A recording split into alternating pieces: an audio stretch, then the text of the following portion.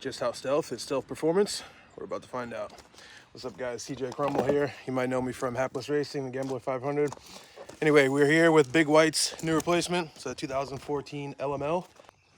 We're calling it Great White because it's long. All right, so we're on the highway or the freeway, depending on which part of the country you're from.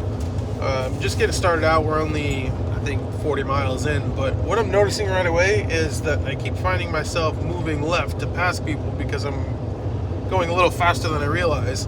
It's almost like it's more effortless to go a little bit quicker, and passing people is a little bit easier.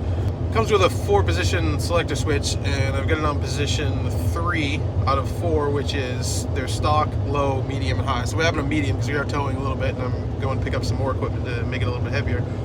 But you'd think that going faster than intended and the quicker throttle response would lead to you using more fuel, but at the same time, my economy is on the dash. It's saying in the 14s instead of in the 12s. So if it progresses this way, that's really good news. We'll see what happens. We're gonna keep going. We're going all the way to Florida, by the way.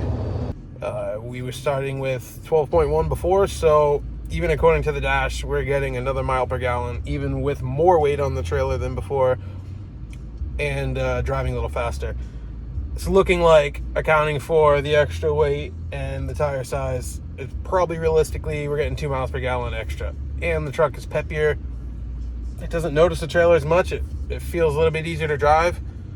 And I'm saying it's a win. I'm leaving it on. Now, don't forget, guys, for the full horsepower gain, you're definitely going to want to install the supplied sticker. How's that for stealth?